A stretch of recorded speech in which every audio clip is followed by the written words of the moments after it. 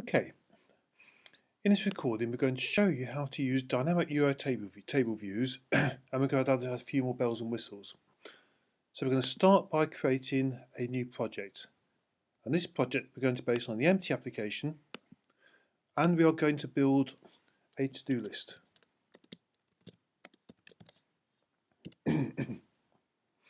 Okay, class prefix to do, and I'll save it on the desktop. Okay, now as you can see, we have an app delegate, we have very little else. So the first thing we're going to do is we're going to add a storyboard.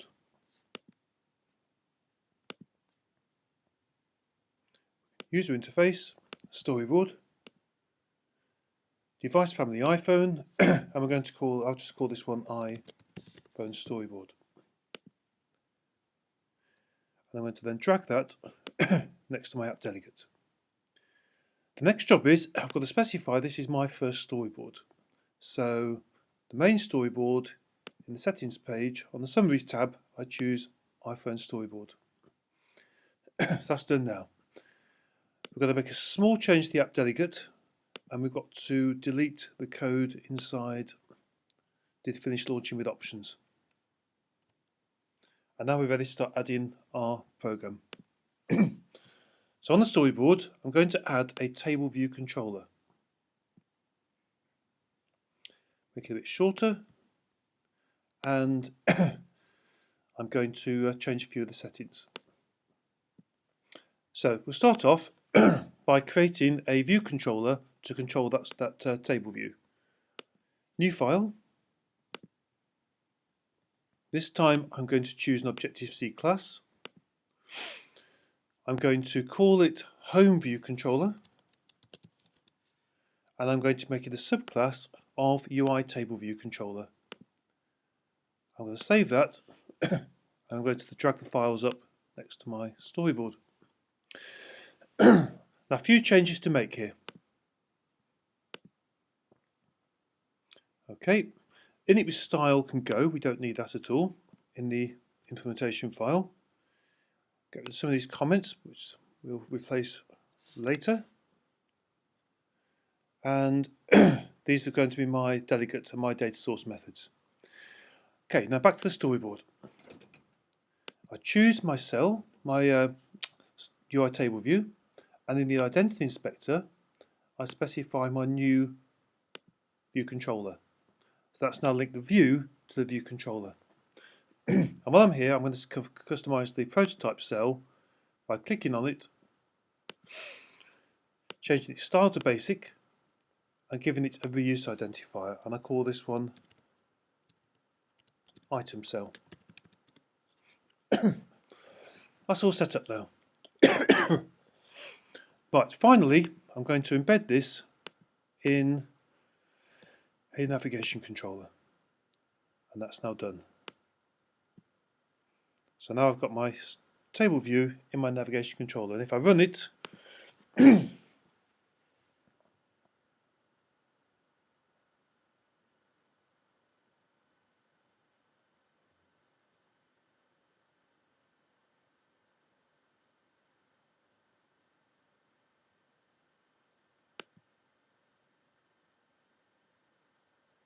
should see a lot of empty cells, nothing at all really. So now I'm going to make sure my data source is working properly. So in my home view controller M, I've got these three methods, and they've even flagged up as warnings. I only want one section, so I'm going to delete all that rubbish there, and I'm going to return 1. For testing purposes, I'm going to return 5 cells, and in my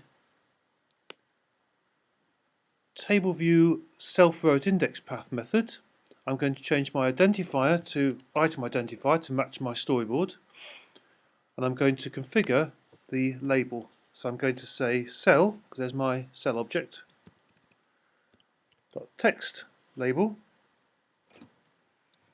dot text equals,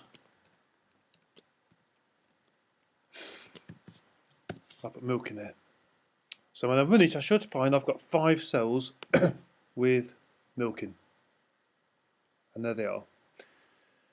Right, now in case things go wrong, I'm going to actually go to my breakpoint navigator, and I'm going to add an exception breakpoint. Exception or break on throw add action. That means if the program crashes at any point, it won't take me to the main function, it will take me to where the program actually went wrong. So that's working fine. So now I need to set up my data source, which is going to be an NS mutable array. So I'm delete all that stuff there because I don't need it for this particular project.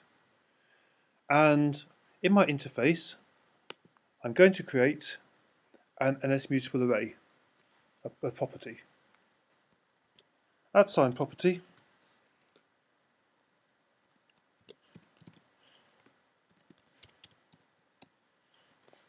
Atomic strong NS mutable array items. Now technically I don't have to synthesize because I'm using Xcode 4.52, but just for the sake of completeness I'm going to do this. Synthesize items and assign them a private member variable. So that's good. Now before I use it, in the view did load, I've got to initialize it, and then I'm going to add a few items to test things out. So self.items equals NS mutable array alloc init.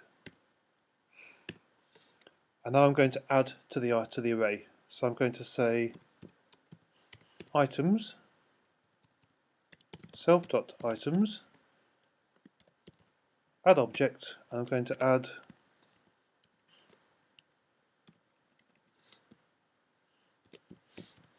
milk, and I'm going to add another item to see if it works. Self dot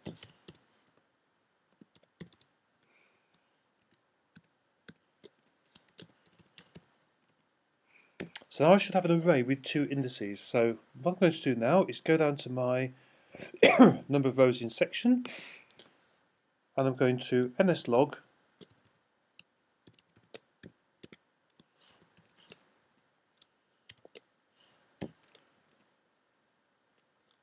I'm going to have items.count items self.items.count.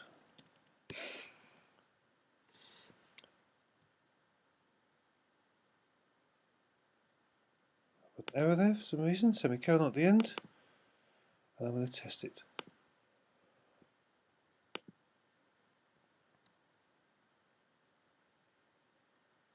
Now in my log, I have items.count is equals to 2, which is correct. So now instead of returning 5, I'm going to return self items.count, which will give me 2 rows. And again, always test. And I've got 2 items, and they're both called milk because that's what I said in the last function. So my last check is to substitute the correct value.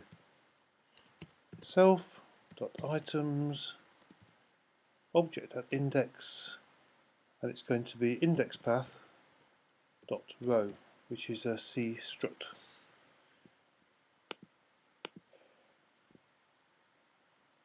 And that's showing the 2 items now. So our next job is I'm going to add another view to my storyboard. And this is going to be a modal view which allows me to add extra items. So I'm going to add a view controller. Hide some of these side panes to make it easier. And to that one, so I've got a way of adding the back button, close button. I'm going to add a navigation controller. Sorry, a tool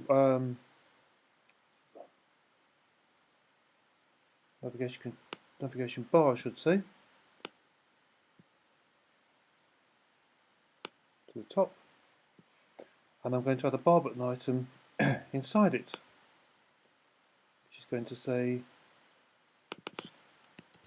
Done. This is going to be add item. So there we have it. I also need a bar button item in my home view, identifier add, and that's going to be used to connect to the next view. So let's create a segue between the add button, control drag, and I'm going to have a modal action segue. I'm going to call this one add item segue. Okay, so we're almost done with that particular section. So now, if I run it, I should be able to launch that segue and launch that view. So if I click on plus, it slides up, and at the moment the done button does nothing. So now I'm going to add an IB action to my add item, but at the moment it's not going to work because I haven't created my view controller for it. So I right click, new file, Objective-C class, and this time I'm going to choose add view controller, and it's going to be a subclass of just UI view controller because we're not using the table view this time. And I'm going to drag those up. I'm going to go to the storyboard. I'm going to specify add view controller as the view controller for that view. Now we can add the IB action. So I go to my assistant editor, view, and I control drag into the public interface. I choose an action. I call it close view, and the UI bar button item is the item that's connected. So now I can go in and I can add the code to close that particular view. So let's do that, shall we? Right at the end, close view. So to close it, self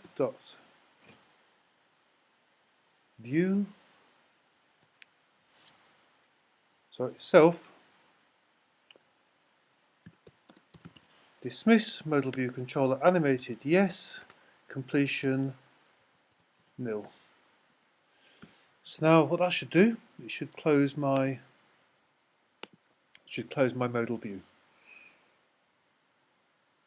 Click on there and it goes. So we've now got the modal view. I'm going to add a label to this view, and I'm going to set up my protocol and my delegate. So if I go to my controls, I choose a text field, arrange that on this page, and I'm going to put the property in. Placeholder is going to be add item, and that appears in the box. And also what I've got to do is I've got to create an outlet for that because I'm going to have to be reading the values out of it. Create an outlet. This is called item text field and connect. So there we have the outlet. So now I'm going to go back into the code. So add view controller.m, and I'm going to create a protocol. So this is probably the hardest concept to get your head around. So to create a protocol, I add it to my header file after the imports, and I'm going to call this one, because the view controller is called add view controller. So we add view controller delegate, and I'm going to put a method in here which is going to pass a string back and receive a string. So it's void return. I'm going to call this add item, and I'm going to pass it an ns string, which is going to be the item.